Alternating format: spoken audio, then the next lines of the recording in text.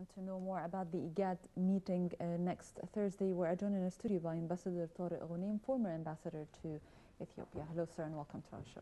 Thank you very much for inviting me today. Thank you, sir. Now we have a meeting next, it's Wednesday, by African bodies aimed at facilitating the implementation of EU Declaration on Land Issues and Challenges in Africa. What are the most pressing issues that facing Africa now? Well, there's a number of issues that are facing Africa now. One of them, of course, is development in general.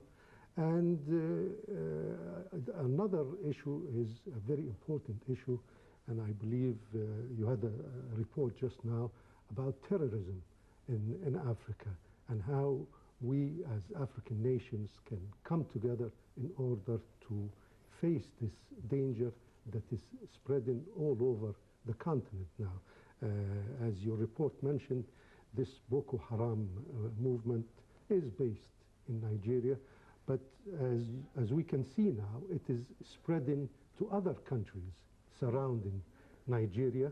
And of course, along the northern coast of Africa, we have Daesh that is acting in Libya now, and we have seen recently what they did and the reaction of the Egyptian government towards the heinous act that they took against our Egyptian brothers there. Sir, you've mentioned one of the most important things facing Africa, the danger facing Africa now is Boko Haram, the terrorist group. What's happening? We have in the Arab world the so-called Daesh group, and in Africa now we have the Boko Haram group. How far can we consider Boko Haram a danger to Africa like Daesh in the Arab world? Can they control parts of the countries like Daesh doing in Iraq and Syria and now in Libya? Boko Haram is an offshoot of all these terrorist organizations. I mean, they all call for the same, they have the same intentions, what I'm trying to say, and they are related in such a way because they, how do I say, they adhere to the same principles. Therefore, it is a danger, and we are seeing now that this danger is spreading to other countries around the African continent. Therefore, I believe the last summit that just took place in Addis Ababa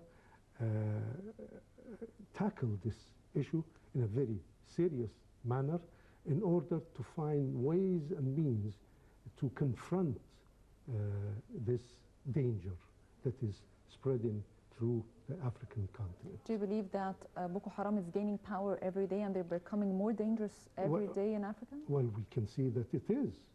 Since, I mean, as I said, it did start, first of all, in Nigeria. It was a local movement within the Nigerian boundaries, and now we have seen it spread outside of Nigeria. So therefore, this danger has to be contained. Otherwise, it will just keep on spreading. But why the African government until this moment are not seriously fighting this terrorist group? I believe that the last summit that just took place did really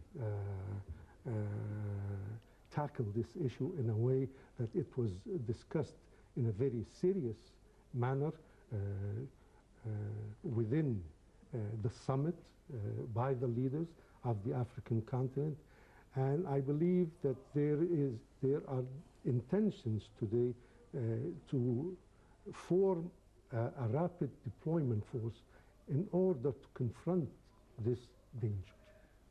Okay, we have the Land Policy Initiative is a joint program of the tripartite consortium consisting of the African Union Commission, the African Development Bank, and the United Nations Economic Commission for Africa.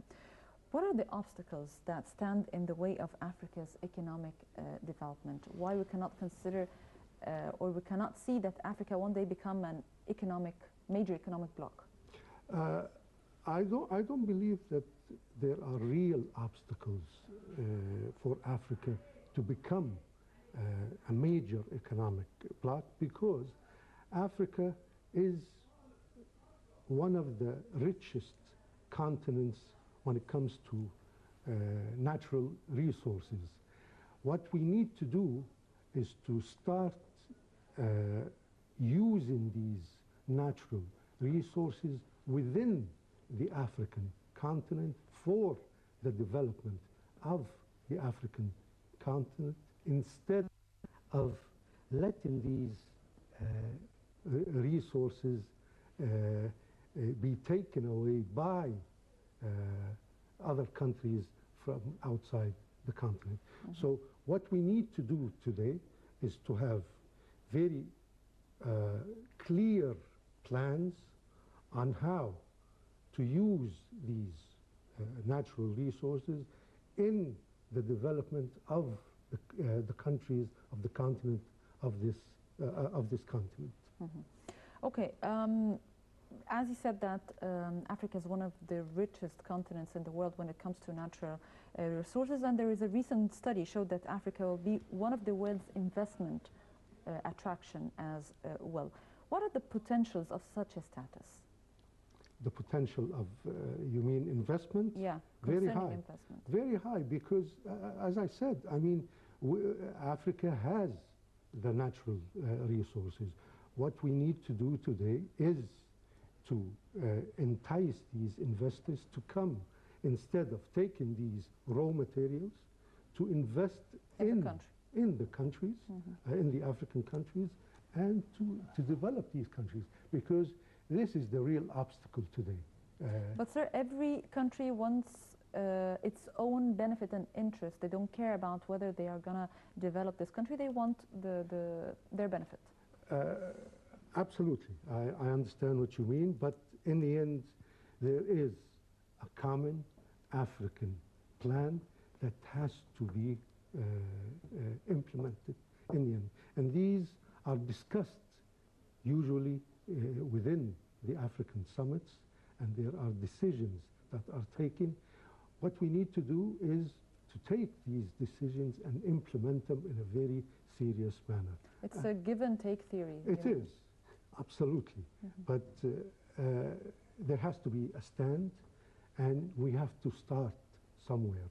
Otherwise, Africa will continue to be underdeveloped the way it is today, and it will continue to lag behind the other countries of the world. Okay, IGAD has featured recently as one of Africa's most influential bodies being involved in efforts to solve political crisis. How do you explain that? Well, mainly it's within the region of IGAD. IGAD has been involved in tackling a number of issues raised in, especially the conflict between Sudan and South Sudan, for example. Yeah. They've been seriously involved in this issue.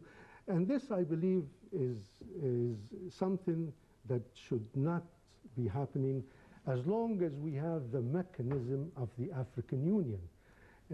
Because if we allow this to continue this way, then we will have a number of mechanisms within the different regions of the African continent, taking issues within their region and trying to solve them outside the main mechanism, which is the African Union. Mm-hmm. So this is not really something that should be encouraged, or we shouldn't really move towards this, or how do I say, approve something like this. Sir, you've mentioned that IGAD was involved in the crisis of South Sudan, and it even gave a warning to South Sudan: if the crisis or the peace deal is not signed and hold, they were going to impose sanctions on South Sudan. What kind of sanctions that IGAD can impose on such a country? Well, you know, South Sudan is still a very new country, building its infrastructure, building a country, actually. Let's be quite honest about it, because the South was really, when it was Sudan, was very underdeveloped. Therefore, there wasn't any real infrastructure in that country. So Sudan, South Sudan today is building a country. So if you impose sanctions today on a country in that state, then it will be very difficult for them to really move forward in such a manner. And do you believe that the both warring parties do care about whether Sudan now will move or not? They are only caring about power struggle. Well, that's part of it. Power struggle is part of the issue, but deep down in their heart, I believe that they really do, in the end, think of the country as a country, because otherwise, I mean, people have patience, and there is a limit to that. Yeah. And we've seen what, neglect or ignorance can do in the end. So do you believe that such a warning from IGAD about imposing sanctions on South Sudan would be effective now in this situation? It should be taken seriously by the leaders, and I believe that they should think in a positive manner and to try to open a dialogue and reach some sort of a compromise that could lead to something that will be reflected positively on South Sudan. Okay, we have many problems facing the African continent, and in particular some countries like Somalia, Central Africa, Nigeria.